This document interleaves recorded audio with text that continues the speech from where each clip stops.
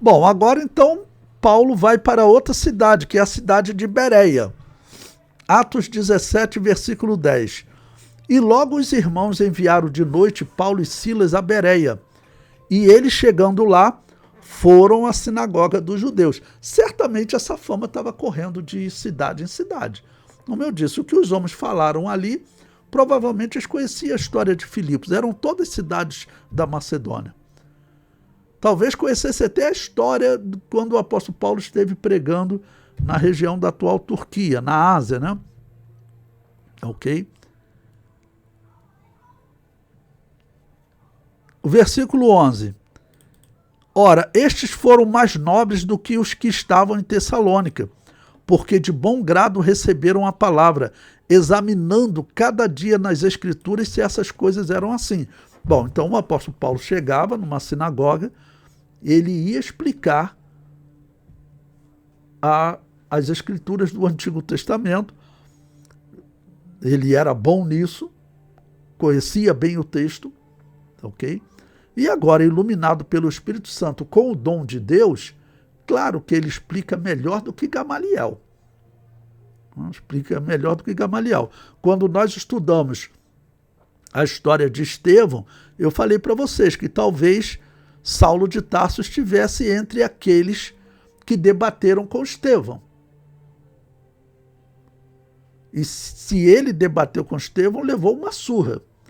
Ainda que Estevão seria aquilo que é chamado academicamente de leigo, aquele que nunca estudou academicamente, tá bom? Como Saulo estudou na academia de Gamaliel.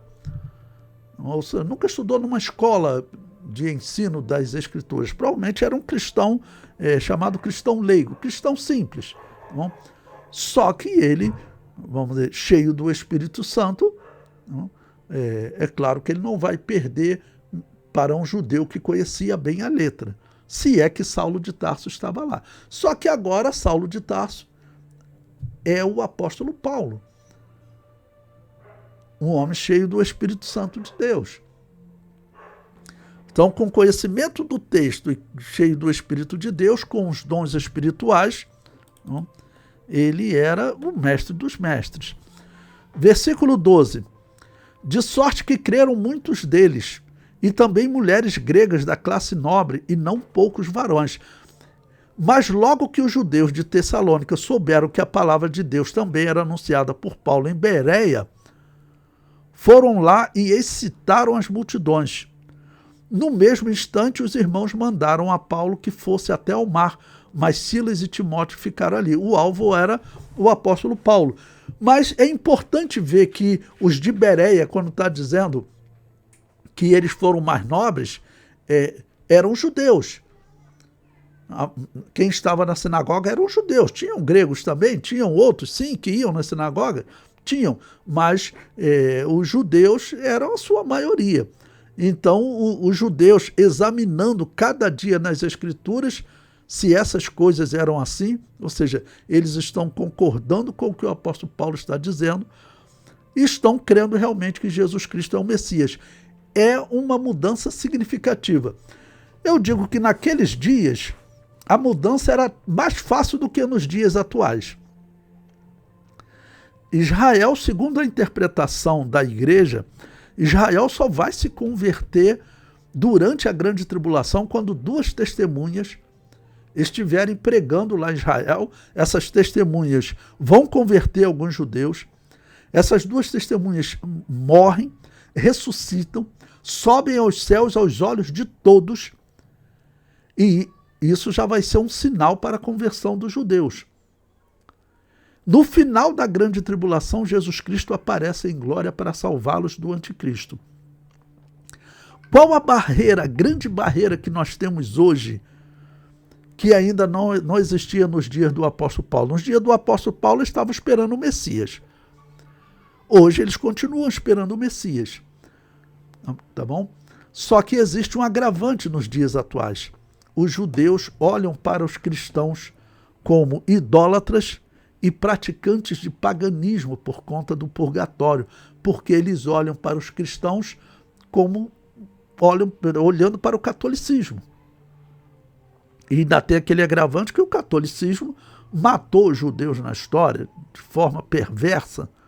Tem história de rabino que teve os pés cortados por não aceitar Jesus como Salvador, e outros que foram mortos, queimados. Então, eles têm esse agravante. Então, quando eu tenho oportunidade de conversar com os judeus, eu explico para eles que existiam seguidores de Jesus que nunca acreditaram em purgatório, nunca fizeram invocação ao mundo dos mortos, nunca tiveram imagem de escultura, não? E esses cristãos, esses são os verdadeiros seguidores de Jesus. E eles oram por Israel constantemente, porque a Bíblia nos ordena isso. E eles, né, no caso nós, pregamos que os judeus, eles reinarão na terra por 1000 anos, tendo Jesus como rei sobre eles. Católico, protestante e reformados não pregam isso. Católico, protestante e reformado, eles pregam que os judeus estão esquecidos na profecia, que eles foram deixados de lado. Os únicos que pregam isso são os evangélicos, como exemplo, as Assembleias de Deus é um dos tais, tá bom? Então, esses judeus aqui de Bereia, eles foram um exemplo interessante, porque eles compararam nas Escrituras. Então, o judeu dos dias atuais, eles têm que olhar para os bereanos.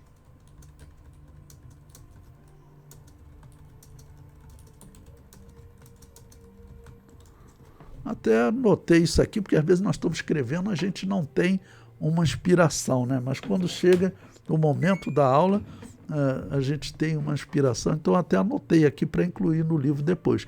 Então os judeus dos dias atuais, eles têm que olhar para os bereanos, eles têm que olhar para as Escrituras, esquecer o que foi interpretado na história, lembrando que os sacerdotes desse período, até os fariseus, eles eram, na sua maioria, corrompidos por Roma, por Herodes. Isso é um fato.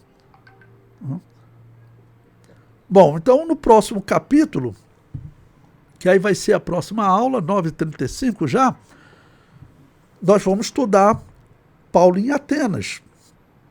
Porque ele então tem que sair da Macedônia, não?